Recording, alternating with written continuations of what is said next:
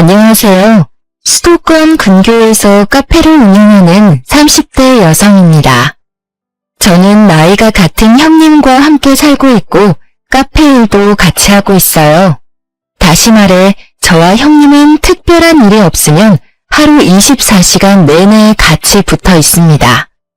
제가 이 이야기를 하면 제 지인들은 아무리 그래도 형님인데 불편하지 않냐고 묻더라고요.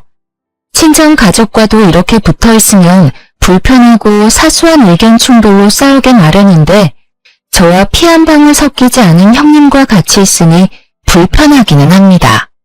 그래도 아직은 큰 의견 충돌 없고 나름 조용히 잘 지내고 있어요. 사실 저와 형님은 얼마 전까지만 해도 연을 끊느니 마느니 할 정도로 사이가 정말 안 좋았습니다. 그런데 지금은 하루 24시간을 싸우지도 않고 같이 있다니 조금 의아하시죠? 저와 형님이 이렇게 된 이야기 들려드릴게요. 저와 형님은 고등학교 동창이고 제 남편은 저보다 2살 적은 연하남이에요. 처음에는 몰랐는데 상견례 자리에서 제 남편의 누나가 고등학교 동창임을 알았습니다. 우리는 고등학교 때 그다지 친하지는 않은 사이였지만 내심 동창이니 좀 편한 시댁이 되지 않을까 하는 기대를 했어요. 저희 부모님도 그랬고요. 그러나 저의 시집살이는 절대 평탄하지 않았습니다. 결혼 후 한 달 뒤, 그날은 며느리로서 맞이하는 첫 명절날이었어요. 저는 첫 명절이니 잘 보이고 싶은 마음에 한복을 곱게 차려입고 시댁에 찾아갔습니다. 첫 명절이라고 한복을 입고 온 거야? 애쓰는 건 알겠는데 한복이 틀렸어. 한복이 틀렸다니 무슨 소리야? 야, 이주희, 말 똑바로 못해? 나랑 너랑 고등학교 때는 친구였어도 지금은 내가 너 형님이야. 존댓말 써야지 어디서 지금 반말을 찍찍 뱉어대? 미진이 말이 맞아. 아무리 너희 둘이 같은 학교 동창이었어도 이제는 상황이 달라. 주희 너는 이제부터 미진이한테 꼬박꼬박 존댓말 써가며 형님 호칭 똑바로 붙이도록 하렴. 그래야지 친척들이나 남들한테 싫은 소리 안 들어. 알겠니? 주희야, 엄마랑 나는 너가 혹시라도 나중에 우리 친척 어른들에게 크게 욕먹을까봐 걱정돼서 하는 이야기야. 그니까 이제 절대 여기 시댁에서는 나는 물론 우리 동생에게도 반말하지 마. 알겠어? 우리 친척분들 그런 거 정말 싫어하셔. 알겠지? 뭘 이런 거 가지고 애를 혼내? 그래도 주인은 첫 명절이라고 생각해서 한복 입고 왔는데 그 마음이 예쁘잖아. 다들 너무 뭐라고 하지 마. 주희야, 새벽부터 오느라 수고 많았다. 인자한 시아버지와는 다르게 시어머니는 첫 명절에 며느리의 군기라도 잡으려는지 도끼 눈을 뜨며 제 말이나 행동, 복장까지 지적하기 바빴습니다. 그런 시어머니도 시어머니지만 옆에서 얄밉게 말하는 형님이자 제 동창 김미진은 한 대 때려주고 싶을 만큼 아주 미워 보였어요. 당신은 좀 가만히 있어봐요. 여자들끼리 이야기하는데 뭘 끼어들어?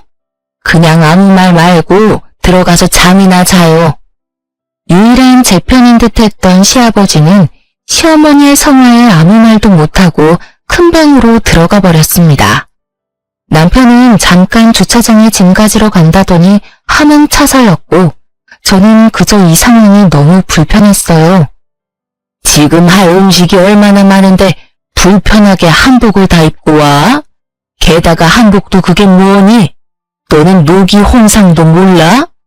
갓 결혼한 사람은 녹색 저고리에 붉은 치마를 입어야 한다는 거. 그래, 맞아. 한복을 입으려면 제대로 입고 와야지. 네 한복만 보면 새색시가 아니라 무슨 파티장 가는 사람인 줄 알겠어. 아, 맞다. 너 고등학교만 졸업했지? 그래서 노기 홍상이라는 단어도 모르겠네. 얼른 옷이나 편한 옷으로 갈아입고 와. 왜 시키지도 않은 짓을 해서 이렇게 사람 정신 사납게 만드는지 원. 빨리 이 옷으로 갈아입고 나와라. 할 일 많다. 시어머니는 저를 창고방으로 밀어넣으며 몸빼바지에 목이 늘어난 티셔츠를 던져주셨습니다. 저는 기껏 예쁘게 차려입고 왔는데 칭찬은커녕 구박이나 듣고 있으니 너무 속상했어요. 시어머니가 던져주신 옷으로 갈아입으며 앞으로 시댁에서 무시당하지 않고 살려면 정신 똑바로 차려야겠다고 생각했습니다. 옷을 다 갈아입고 나오니 형님이 제 앞에 천조가리를 하나 던졌어요. 자, 이거 선물. 네 몸빼바지랑 잘 어울리겠네. 이거 입고 열심히 부침개도 부치고 요리도 하고 설거지도 해. 넌 이 집의 며느리니까 당연히 그렇게 해야 하는 거 알지? 형님이 던져준 천조가리는 바로 앞치마였는데 이미 김치 국물이 여기저기 묻어 있었고 세탁도 전혀 하지 않았는지 이상한 냄새까지 났습니다. 지금 누나한테 이게 뭐하는 짓이야? 아침에 한복 입고 왔는데 그 옷은 또 뭐고? 누나? 네 누나는 나야. 어디서 지금 누나라 그래? 그냥 이 와이프 이름 부르든가 아니면 아내라고 호칭해. 너도 고졸 출신인 제 딸아 무식해지냐? 형님은 큰 목소리로 제 남편을 구박했고 그 덕에 잠깐 방에 들어가셨던 시부모님까지 다 거실로 나오셨습니다. 다들 첫 명절부터 왜 이리 소란이냐? 대체 미진이 너는 왜 주위를 그렇게 못 잡아먹어서 한다리야? 그게 아니라 미진이가 주희한테 시댁에 대한 예의를 알려주는 거지. 첫 명절에 그렇게 화려하게 꾸미고 오는 새댁이 세상 천지에 어딨어? 당신도 괜히 주위 편들지 말고 그냥 조용히 있어요. 평소처럼 가만히 있다가 부침개 다 되면 먹기나 하면 되지. 뭘 자꾸 평소답지 않게 왔다 갔다 하며 참견질이야? 영진이 너도 괜히 주희 옆에 붙어있을 생각 말고 너네 아버지랑 같이 방에 들어가 있어. 알겠어? 시어머니는 시아버지와 남편에게 방에 들어가서 쉬라고 한 뒤 저에게는 일거리를 잔뜩 던져주셨습니다. 제가 부쳐야 할 부침개의 종류가 무려 7가지나 되었고 잡채에 만두까지 빚어야 했어요. 이렇게 본격적으로 일을 할 동안 시어머니와 아가씨는 옆에서 아무것도 하지 않고 입으로만 시키기에 바빴습니다. 저는 첫 명절이라 어지간하면 조용히 보내고 오려고 했으나 시어머니와 아가씨는 정말 너무하더군요. 제가 여기서 하라는 대로 다 하면 앞으로도 이렇게 저는 시댁에 종살이를 하는 것은 불보듯 뻔한 일이죠. 어머니, 형님, 저 혼자 이 많은 음식 못해요. 저 혼자 하는 것보다는 셋이서 나눠서 일하는 것이 빨리 끝나니까 어머니와 형님도 같이 해요. 저는 마저 전을 부칠 테니 어머니는 잡채 좀 해주시고 형님은 만두를 빚어주세요. 그럼 빨리 일도 끝나고 좋잖아요. 뭐라는 거야? 당연히 며느리가 시댁에 왔으면 음식하고 일해야 하는 거 아니야? 꼴랑 1시간 해놓고 힘들어. 우리 엄마는 매년 명절 때마다 이 모든 것을 혼자 다 하셨어. 이제 네가 이 집 며느리니까 당연히 네가 다 해야지. 어머니가 이 모든 것을 혼자 다 하실 동안 형님은 옆에서 뭐 하셨어요? 설마 음식하는 거 하나도 안 도와드리고 다 되면 나와서 밥만 축낸 건 아니죠? 너는 어떻게 말을 그렇게 하니? 미진이 얘는 그동안 공부하느라 음식 같은 거 하나도 못해. 얘가 그동안 대학교 졸업하고 지금은 공무원 공부하느라 얼마나 스트레스 받는데 어떻게 이깟 음식 만드는 것을 시키니? 엄마, 쟤는 고졸이잖아. 천하 태평하게 카페에서 커피나 내리고 있는 무식한 게 뭐 그딴 걸 알겠어? 형님은 계속 무슨 말만 하면 제가 고졸이라며 무시를 해댔습니다. 제가 고졸이라는 것이 틀린 말은 아니지만 공부를 못했던 것은 아니었어요.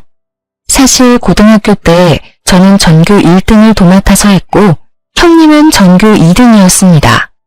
저는 고등학교 졸업 후 대한민국 사람이라면 누구나 알만한 좋은 대학교에 입학은 했으나 대학교 입학 후 집안 형편이 어려워져서 어쩔 수 없이 중퇴했어요.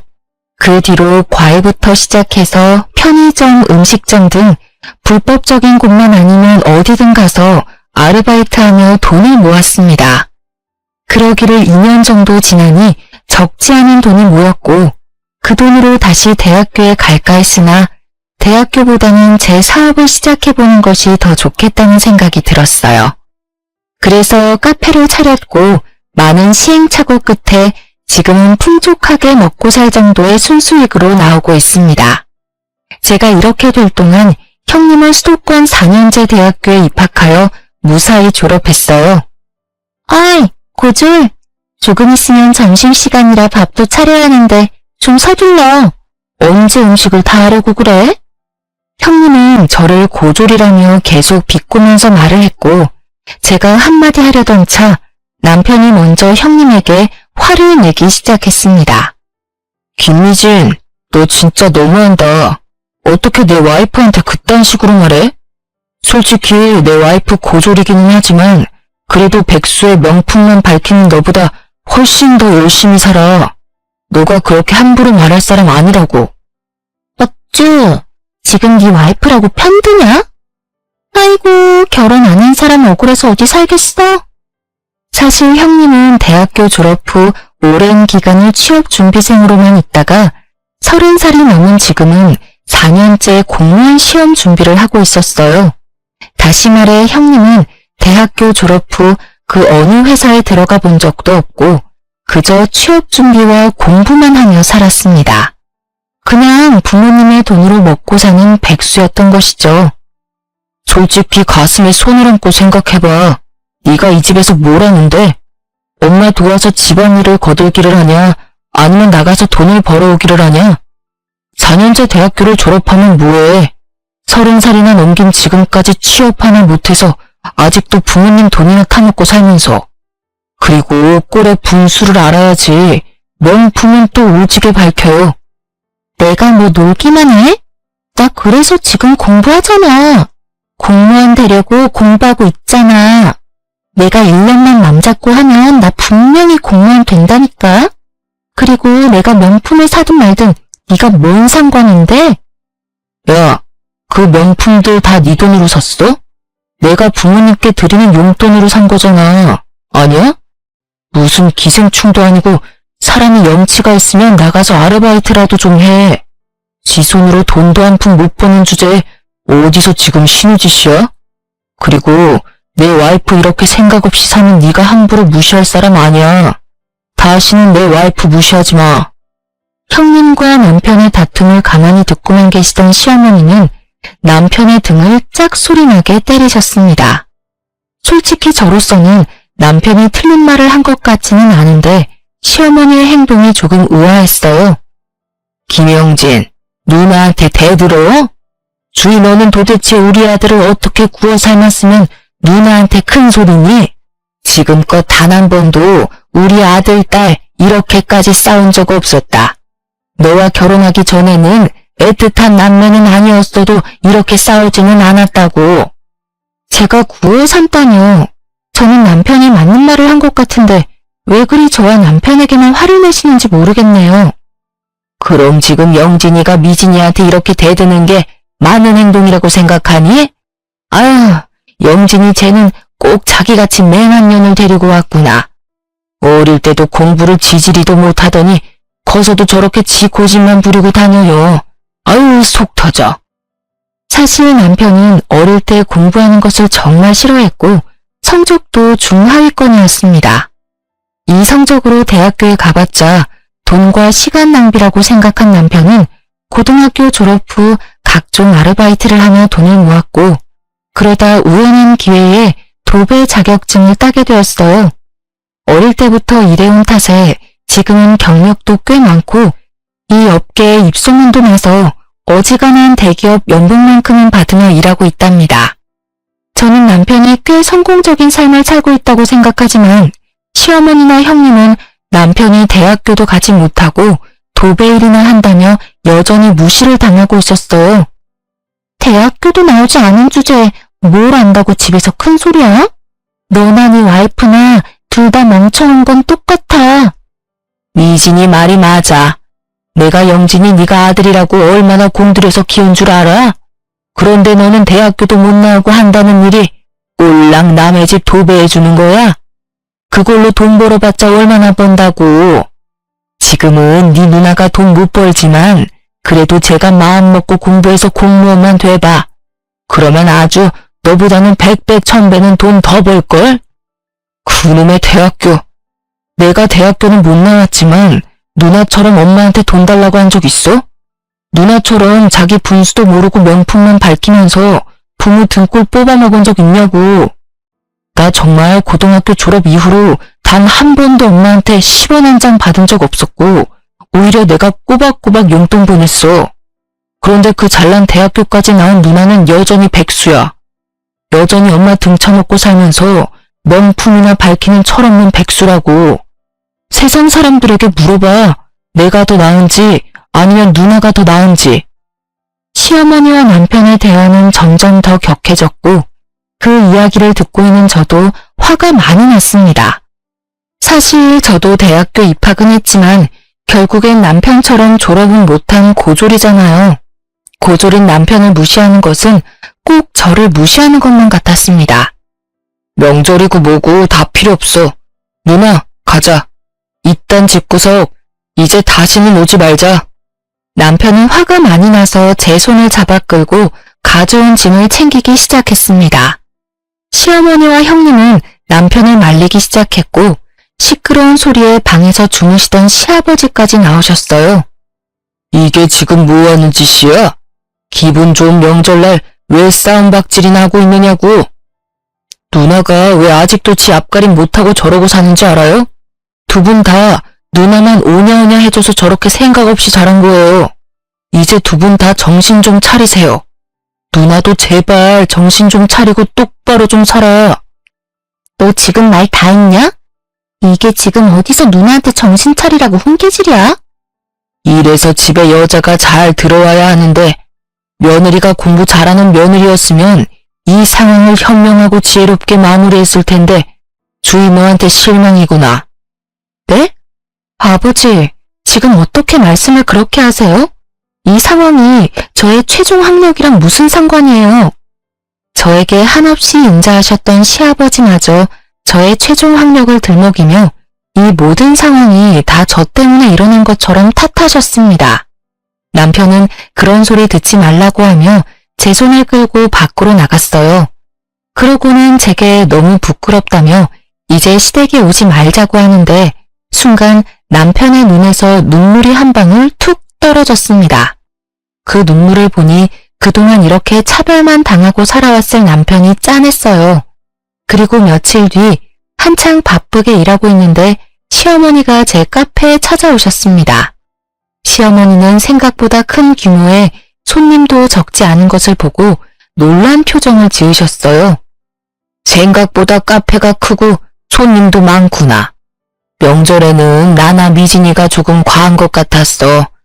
그런데 아무리 그래도 그렇지 어떻게 며느리가 첫 명절에 그러고 가버리니? 남편이 제 손을 끌고 나가버리는데 어떻게 해요? 그럼 그 상황에서 저만 안 간다고 버텨요? 하여튼 말 대답은. 그건 그렇고 돈 좀 있니? 돈 있으면 좀 줘봐. 갑자기 웬 돈이요? 뭐 필요하신 거라도 있으세요? 그게 아니라 우리 미진이 말이다.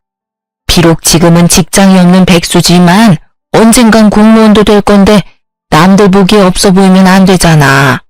옷, 가방, 신발 다 명품인데 미진이가 자동차가 없어. 그래서 이번에 미진이한테 외제차 한 대 사주려는데 너가 돈 좀 줘. 시어머니는 당당하게 형님이 자동차를 사야 하니 돈 좀 달라고 하셨습니다. 일반 중고차를 사달라고 해도 기가 막힐 판국에 저도 못 끌고 다니는 외제차를 사달라니 순간 제가 잘못 들었나 싶었어요. 형님 외제차를 제가 사라고요? 아무리 그래도 그건 아니죠. 제가 뭐 엄청난 갑부도 아니고 무슨 수로 외제차를 사요? 아니긴 뭐가 아니니? 세상에 딱 하나뿐인 너의 시누이를 위해서 그것도 못 해줘? 그래, 지금은 돈 아깝다고 생각할 수 있어. 그런데 우리 미진이가 이악 물고 공부해서 공무원만 돼봐. 그럼 설마 외제차 사준 너를 모른 척 하겠어? 외제차가 한두 푼도 아니고 어떻게 쉽게 사줘요.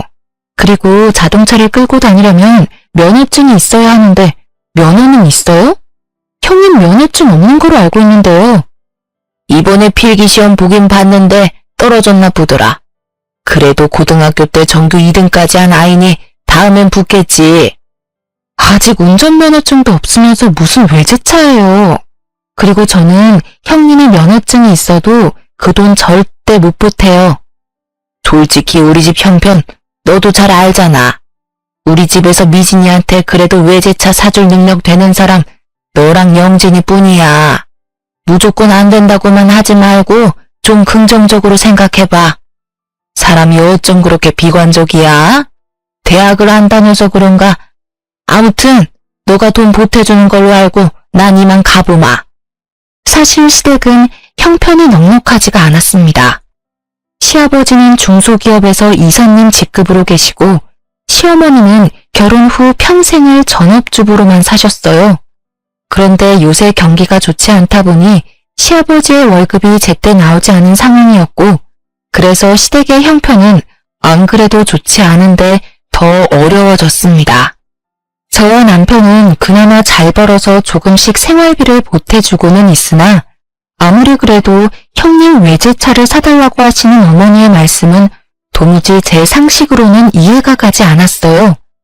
그렇게 시어머니는 제 속을 뒤집어 놓고 나가셨고 저는 생각할수록 어이가 없어서 그저 냉수만 들이켜고 있었습니다. 그러고 있는데 카페에 제 고등학교 동창인 수진이와 민희가 놀러왔어요. 이 친구들은 둘 다 결혼해서 어린 아이들을 키우며 살고 있고 한 달에 한 번꼴로 제 카페에 찾아와 꼬박꼬박 매상을 올려주고 있습니다.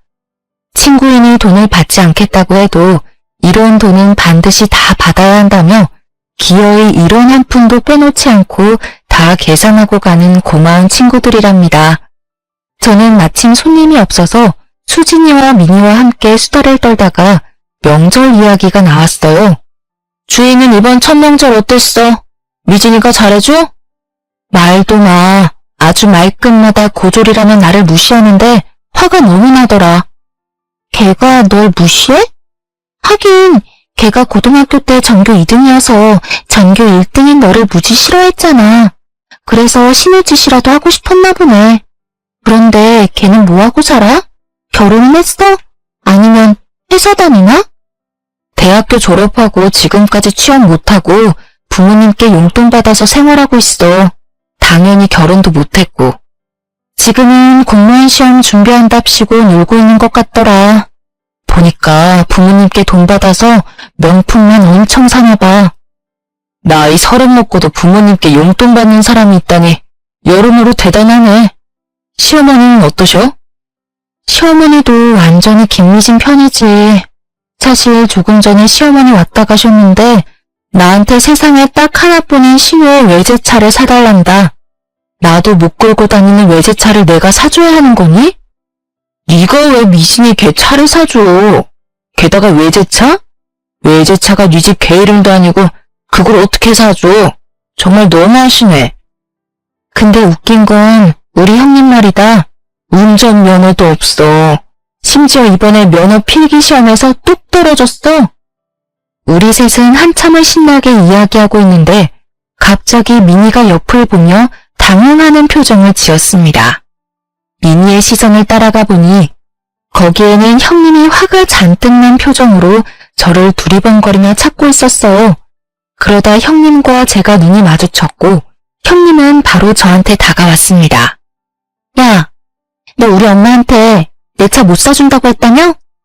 이진이 오랜만이다. 잘 지냈어? 기둥 뒤에 가려져서 못 봤네. 너희 셋은 아직도 연락하며 지내? 나야 뭐 그럭저럭 잘 지내지 뭐. 온 김에 우리 커피나 한잔 하자. 그래도 우리 다들 고등학교 동창인데 커피 한 잔은 할 수 있지? 수진이와 민희는 형님을 자리에 앉혔고 저는 갑자기 단체 손님이 와서 더는 함께 할 수 없었습니다. 손님에게 커피와 디저트를 다 건네고 다시 수진이 민희에게 갔을 때는 뭔가 분위기가 묘하게 이상했어요. 수진이와 민희의 표정은 신났고 형님은 그 사이에서 표정이 일그러져 있었습니다.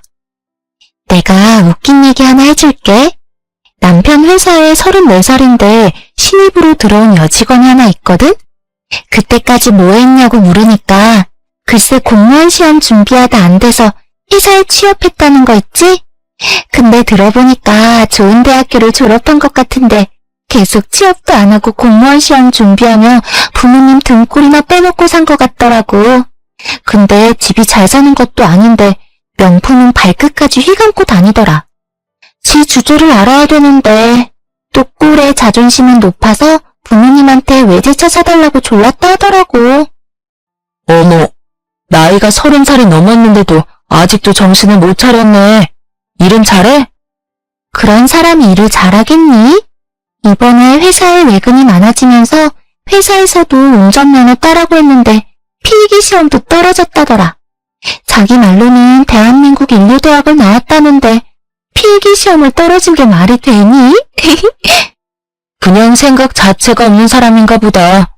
그 나이 먹도록 아직도 부모님 돈으로 살고 싶을까? 나라면 적어도 편의점 아르바이트라도 하면서 내 생활비는 벌었을 거야. 어머, 근데 미진아, 어디 아파?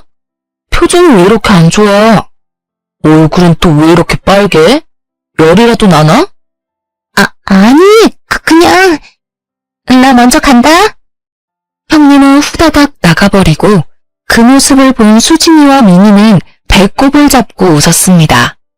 들어보니까 제가 손님 응대하느라 바쁜 동안 수진이와 민희가 계속 대화를 나누며 은근히 형님을 무시했나 보더라고요. 누가 들어도 형님 본인을 욕하는데 또 대놓고 자신의 욕을 한 것도 아니니 화를 낼 수도 없고 그 자리에 있자니 화는 나고 뭘 어찌하지를 못하다가 결국 뛰쳐나가버린 것이죠. 그날은 금요일이라 그런지 손님들이 정말 많았고 정신이 하나도 없던 와중 형님에게 전화가 왔어요. 화장실 갈 새도 없이 바빴던 터라 형님의 전화도 당연히 받을 수 없었고 그렇게 마감까지 아주 바쁘게 보냈습니다. 그리고 퇴근 후 남편과 간단히 맥주 한잔을 한 후 잘 준비를 하는데 밖에서 누가 우리 집 문을 3개 두드리더라고요. 문을 열어보니 형님이었는데 술을 얼마나 먹었는지 제정신이 아니었습니다. 야, 네가 뭔데 감히 친구들한테 내 욕을 해? 아까 수진이랑 민희 말이야. 어떻게 걔네들이 내 이야기를 다 알아? 무슨 소리세요? 수진이랑 민희가 뭘 어쨌는데요? 걔들 남편인가 하는 사람이 다니는 회사 여직원 이야기, 내 이야기 아니냐고. 네? 저는 전혀 모르겠는데요. 발뺌하는 거 봐.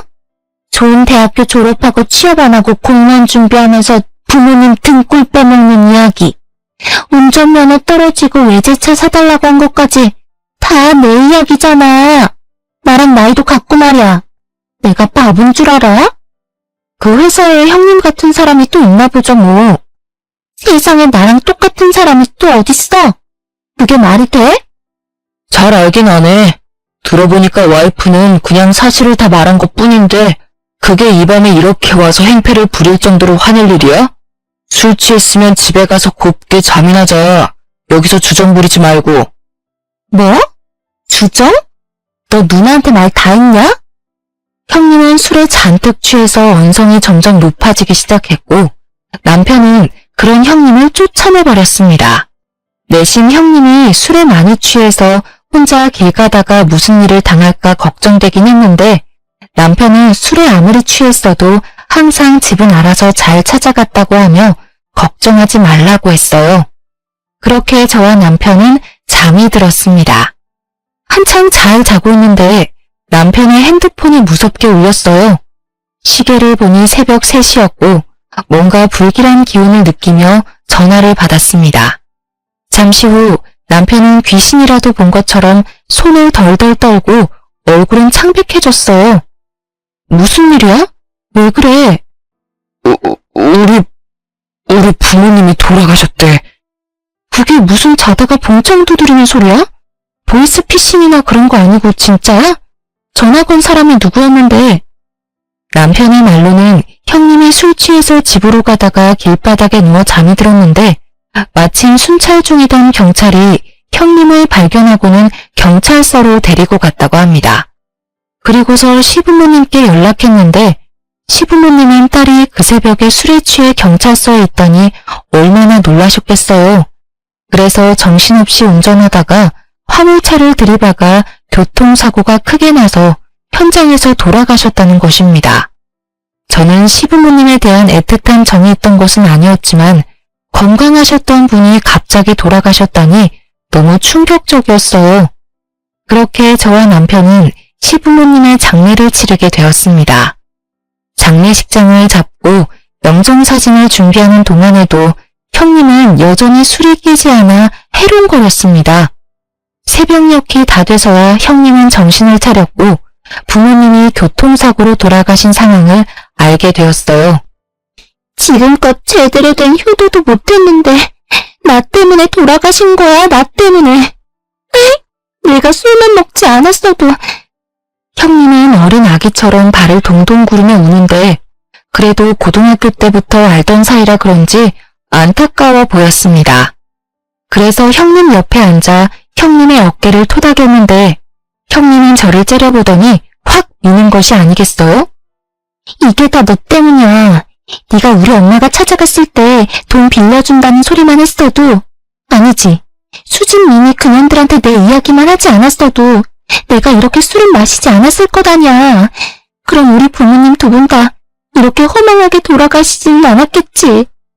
형님의 어이없는 억지에 저는 기가 막혀서 말이 안 나왔습니다. 사고로 돌아가신 것을 다 제 탓을 하는데 제가 거기서 뭐라 맞받아칠 말이 하나도 생각이 나지 않더라고요. 너도 솔직히 우리 부모님 싫었지? 넌 지금 속으로 신나서 만세삼창이라도 부르고 싶겠다, 그치? 무슨 말을 그렇게 해. 내가 형님이라고 대접해주니까 웃음냐? 둘 다 그만해. 여기 부모님 장례식장이야. 싸움터 아니라고. 싸우더라도 장례식 다 끝나고 싸워.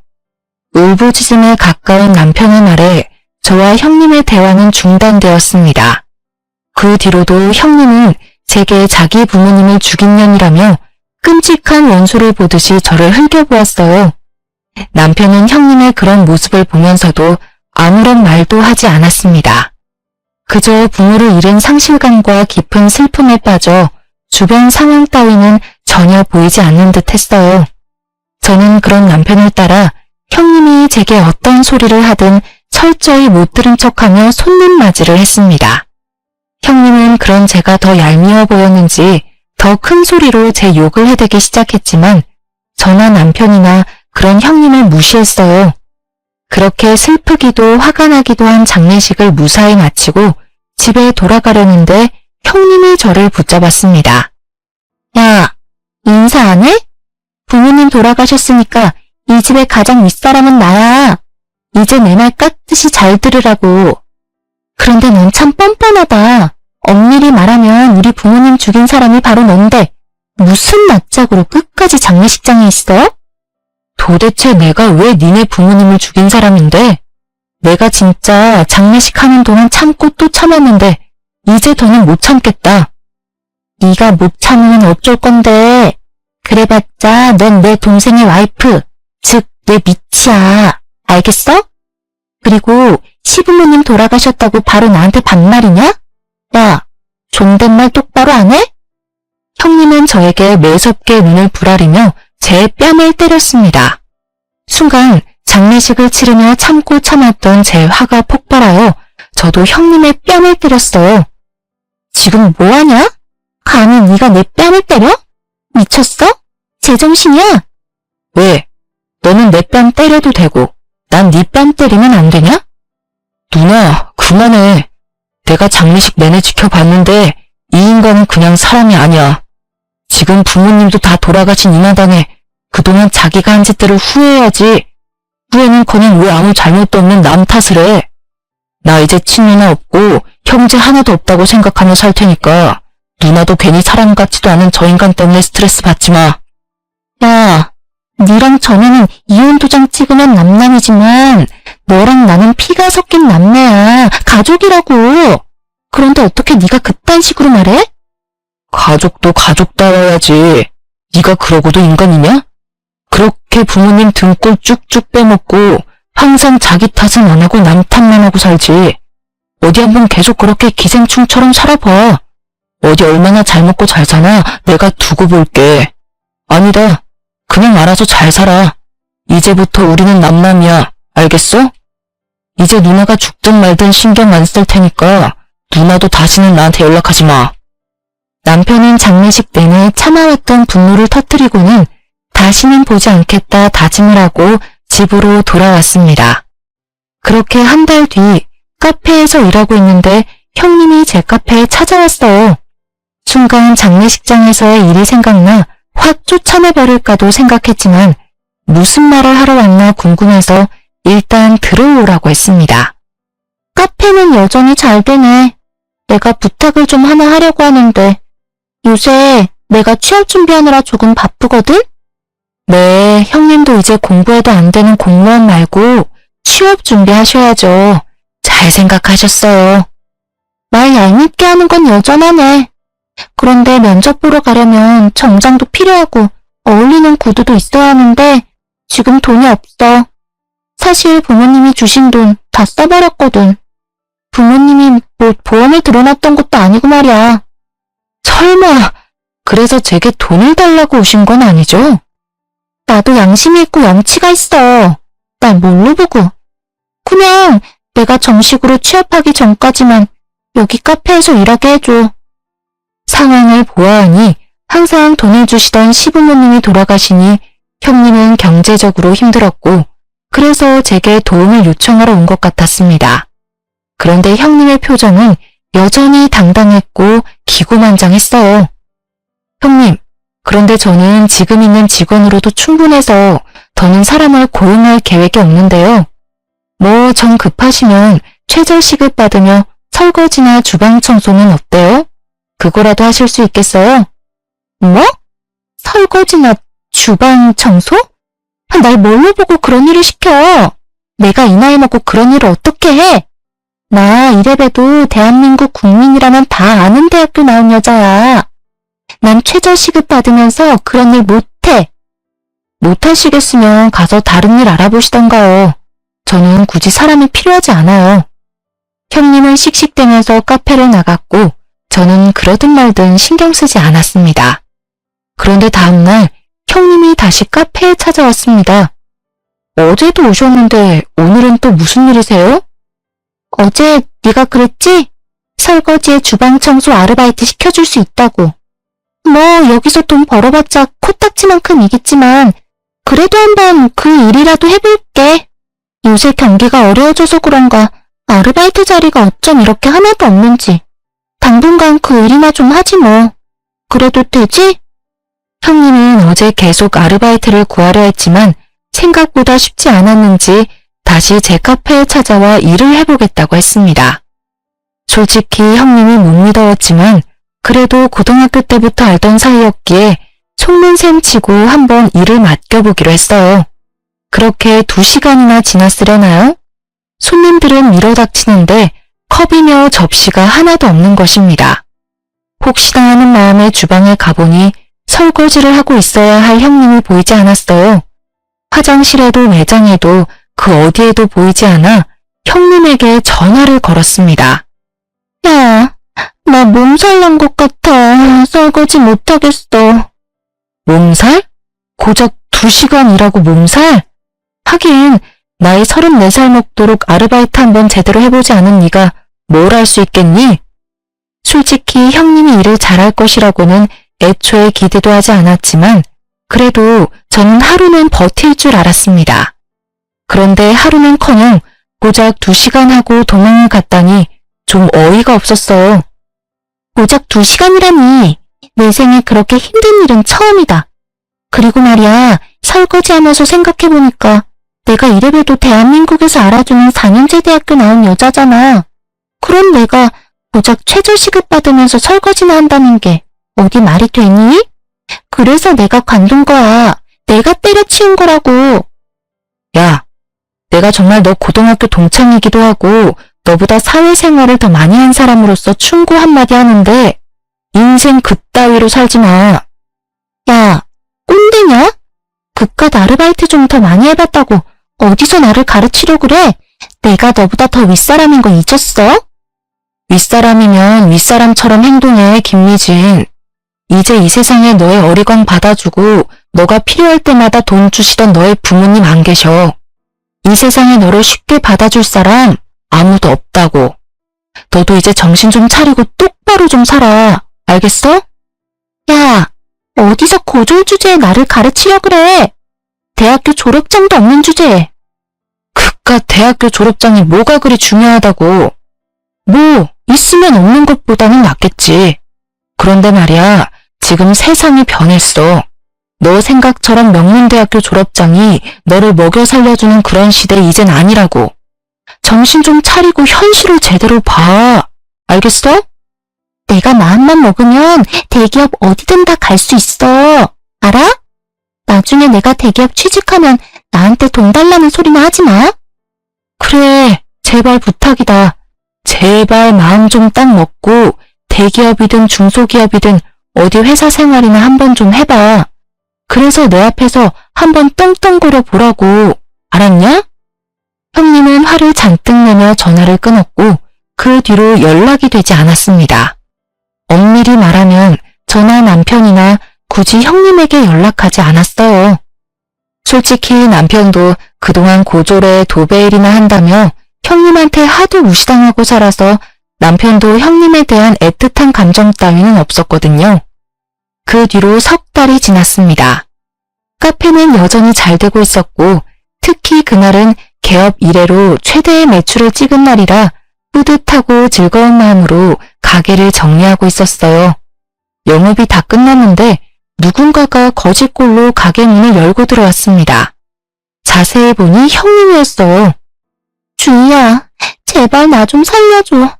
너무 배도 고프고 당장 잠잘 곳도 없어. 형님은 저를 보더니 대뜸 무릎을 꿇으면서 엉엉 울기 시작했습니다. 무슨 일인가 싶어 사연을 들어보니 지난 3개월간 회사에 가기 위해 이력서를 많이 냈지만 단 한 번도 면접 보러 오라는 연락조차 받지 못했다고 해요. 아르바이트라도 해보려고 했지만 평생 일 한 번 제대로 해보지 않은 사람이 무엇을 할 수 있겠나요? 당연히 갈 때마다 혼만 잔뜩 나다 쫓겨났다고 합니다. 당장 먹고 살 방법이 없어져서 집도 다 팔고 부모님의 돈으로 샀던 명품 가방도 다 팔고 찜질방을 전전하며 살았다고 해요. 그래서 말인데 나 오늘 너네 집에 가서 자면 안 될까? 정말 이제는 밖에서 노숙해야 할 판이야. 아무것도 없다고. 형님은 애처로운 눈빛으로 제게 부탁을 했지만 그동안 형님이 저를 무시했으니까 솔직히 같이 집에 가기 싫었어요. 남편에게 전화해서 물어보니 남편 역시 절대 안 된다고 하더군요. 그런데 또 여자인데 밖에서 자라고 할 수는 없으니 그냥 가게에서 자라고 하고 왔습니다. 다음날 저는 카페에 출근해서 깜짝 놀랐어요. 솔직히 그동안 형님의 행적을 보았을 때 카페에 엉망진창이 되어 있을 것으로 생각했습니다. 그런데 시키지도 않은 가게 청소에 정리까지 다 해놨더라고요. 그 모습을 보니 형님이 아주 약간은 철이 든 것으로 보여서 속는 셈 치고 형님에게 설거지 좀 해달라고 했습니다. 설거지? 알았어. 내가 할게. 또 시킬 일 있으면 뭐든 말만 해. 나 열심히 일할게. 쫓아내지만 말아줘. 형님은 제 말이 떨어지기가 무섭게 주방으로 들어가 컵과 그릇에 광이 날 때까지 설거지를 열심히 했습니다. 그 뒤로도 가게의 온갖 굳은 일을 도맡아 했어요. 그리고 4개월이 지난 지금까지도 눈땡이 한 번 부리지 않고 아주 열심히 일하고 있답니다. 지금은 달라진 형님과 함께 우리 집에서 같이 생활하고 있어요. 사실 불편하기는 하지만 그래도 형님이 집안일도 잘 도와주고 있습니다. 그동안 형님에 대한 안 좋은 기억만 가득한 저와 남편이지만 이제 마음의 벽을 허물고 서서히 형님을 가족으로 받아들여 보려고 해요. 저와 형님의 길고 긴 이야기는 여기까지입니다. 사실 여기에 이렇게 사연을 보내는 것이 형님의 욕을 쓰는 것 같아 조금 찔리기는 하지만 그래도 형님도 한번 우리 이야기 써보라고 해서 이렇게 글을 남겼어요. 마지막으로 여기에 제 동창이자 형님인 미진이에게 한마디 하고 싶네요. 미진아, 한동안은 내가 너를 오해했지만 그래도 이제는 평생 가족으로 함께 늙어가고 싶다. 우리 이제는 제발 싸우지 말고 행복하게 살자. 지금까지 저의 이야기 들어주셔서 감사합니다.